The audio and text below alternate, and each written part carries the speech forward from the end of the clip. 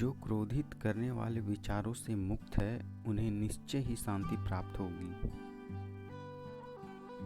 यदि आप क्रोध करेंगे तो शायद इसके लिए आपको दंड नहीं मिले, पर क्रोध ही आपका सबसे बड़ा दंड होगा। चाहे आप कितना भी पवित्र शब्दों को पढ़ लें या बोल लें, पर जब तक आप इन शब्दों को प्रयोग में नहीं लाएंगे तब तक ये सब आपका कुछ नहीं कर सकता है। ध्यान के द्वारा आप ज्ञान प्राप्त करते हैं और बिना ज्ञान के आप अज्ञानी हैं। आप इस बात की अच्छी तरह से जानें कि क्या आपको आगे ले जाता है और क्या आपको रोके रखता है। केवल उसी मार्ग को चुनें जो आपको बुद्धिमत्ता की ओर ले जाता है। वह व्यक्ति जो 50 लोगों से प्रेम करता है, उसके पास 50 संकट है, और जो व्यक्ति किसी से भी प्रेम नहीं करता, उसके पास कोई संकट नहीं है।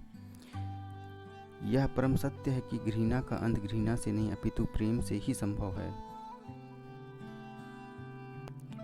जंगली जानवर के बजाय एक कपटी और दुष्ट मित्र से ज़्यादा डरना चाहिए, क्योंकि जानवर तो बस आपके शरीर को ही नुकसान पहुंचा सकते हैं, लेकिन एक कपटी और दुष्ट मित्र आपकी बुद्धि को हानि पहुंचाएगा। आप अपने क्रोध के कारण नहीं, बल्कि क्रोध की वजह से दंड भुगतते हो। जब भी हम क्रोधित होते हैं, हम सच का मार्ग छोड़ देते हैं। अगर आपको मोक्ष पाना है तो आपको खुद ही मेहनत करनी होगी, दूसरे पर निर्भर मत रहिए। सूरज, चांद, सत्य, यह तीनों चीजें जो ज्यादा देर तक नहीं छुप सकती। जिस तरह कोई मोमबत्ती बिना आग के नहीं जल सकती, उसी तरह मनुष्य भी बिना आध्यात्मिक ज्ञान के जीवन नहीं जी सकता।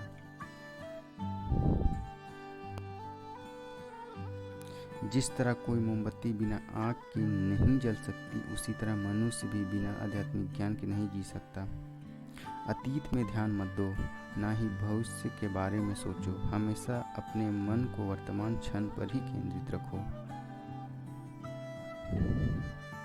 क्रोध जलते हुए कोयले को किसी दूसरे व्यक्ति पर फेंकने की इच्छा से पकड़े रहने के समान है। यह सबसे पहले अपना हाथ ही जलाएगा।